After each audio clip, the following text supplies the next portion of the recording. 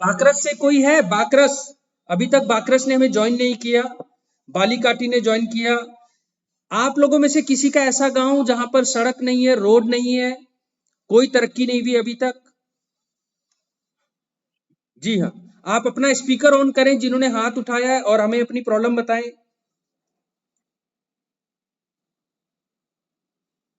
जी जी, कौन सा पंचायत है ये?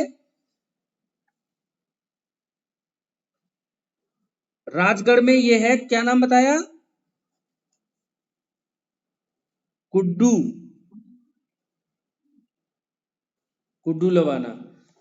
तो आप ये कहना चाहते हैं कि आपके पंचायत तक कोई भी सड़क अभी तक नहीं पहुंची और पहुंचना बहुत मुश्किल है आप तक?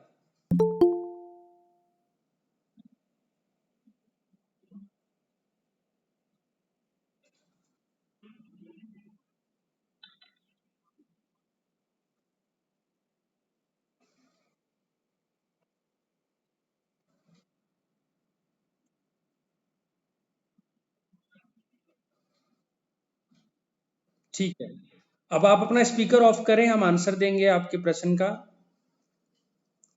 मैं आपको ये बता दूं, Jeet Singh versus state of Himachal Pradesh में हमारे हिमाचल पहाड़ी इलाकों में सड़क का अधिकार मौलिक अधिकार डिक्लेयर किया गया। यानी दिल्ली, नोएडा, गुड़गांव, चंडीगढ़, बेंगलोर में कोई ये नहीं कह सकता कि रोड हमारा मौलिक अधिकार है, लेकिन हिमाचल ही ये कह सकता है कि रोड मेरा मौलिक अधिकार है।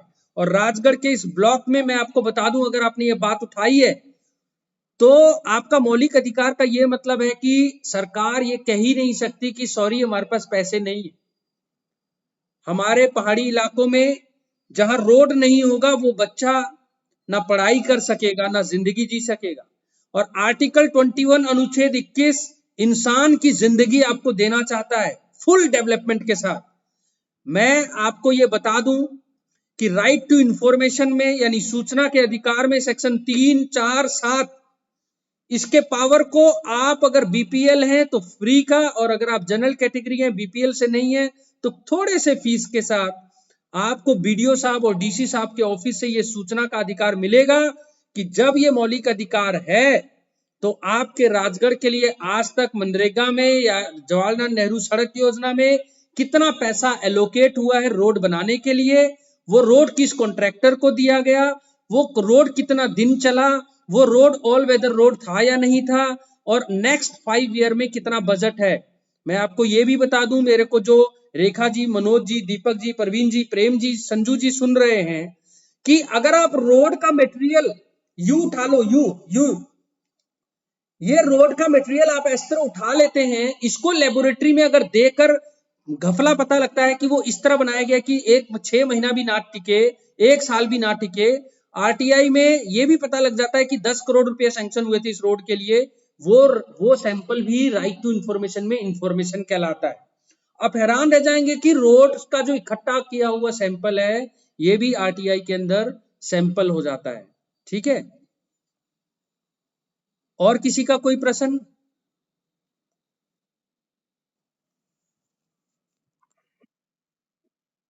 जी,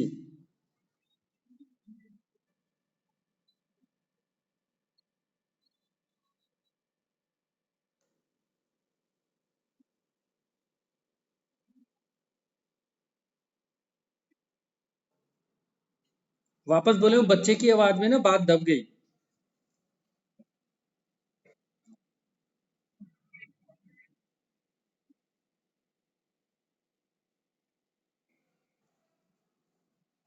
मतलब लोगों का तालमेल के लिए तो देखो, हम आपकी लीडरशिप पे यकीन रखते हैं, इसीलिए लीडरशिप जो है नीचे दी गई है ग्राम पंचायतों को।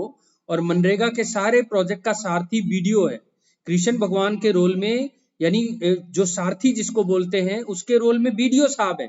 और बीडीओ साहब जो हैं वो सारा सुपरवाइज करेंगे। और अगर किसी लोगों के बीच में कॉन्फ्लिक्ट है कि ये रोड हमारे घर से निकलना चाहिए, दूसरा कहता है हमारे रोड से निकलना चाहिए, जो ये ग्राउंड लेवल पे ये डिफिकल्टीज आती हैं, तो डेफिनेटली बीडीओ साहब उसका समझौता करवाएंगे। और साइंटिफिकली जेई से एक्सपर्ट लिया जाएगा, जो एक्सपर्ट ओपिनियन है वो इंजीनियर साहब है। इंजीनियर साहब बताएंगे कि टोपोग्राफी के हिसाब से, नीड के हिसाब से कहाँ से रोड बनना हमारे गांव के लिए अच्छा है। फिर भी अगर कोई सिटीजन उसमें आड़े डालता है तो जुडिशरी वहां पर इंटरफेयर करती है।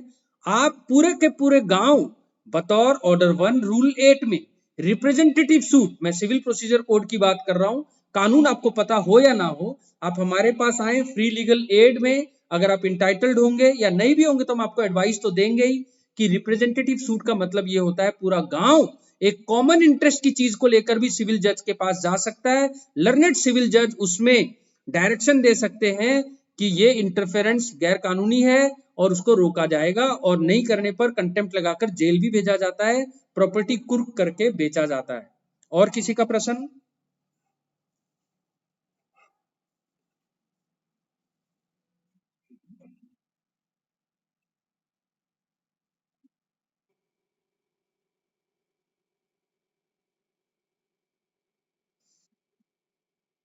बहुत सुंदर बात आपने कही।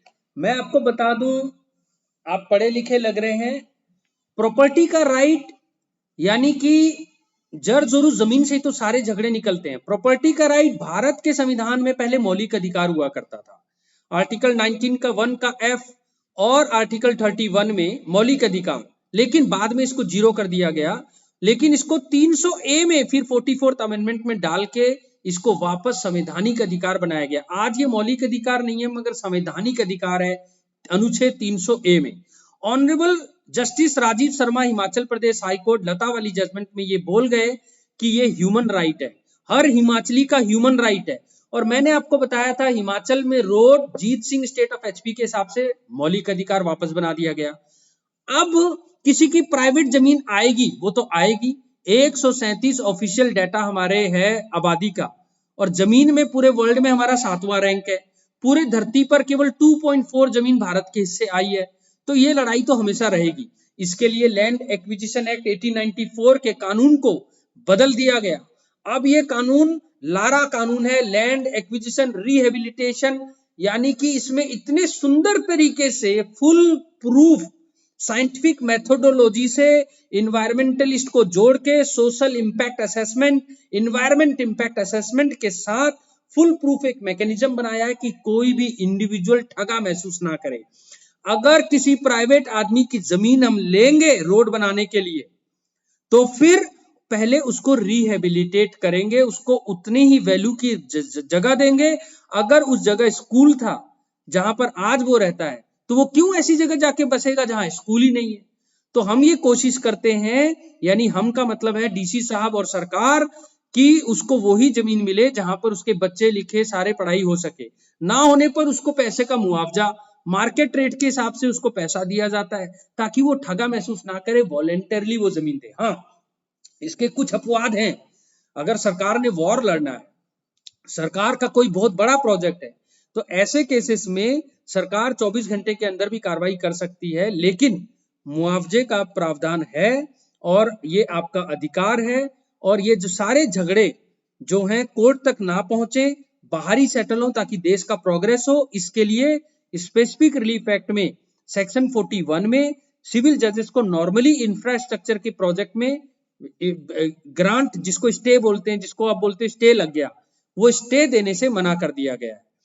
इंफ्रास्ट्रक्चर के कोर्ट भी हमारे ही सिविल जजेस को दिया गया है और वो डिसाइड करेंगे, नॉर्मल जजेस डिसाइड नहीं करेंगे स्टे के मामले।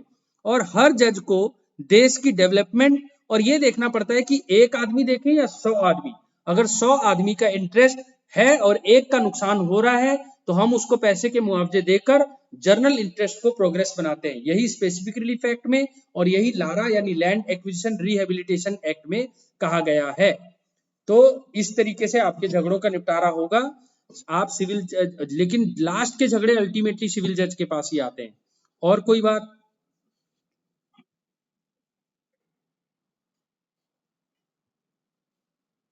और कोई प्रश्न पूछना चाहता हो?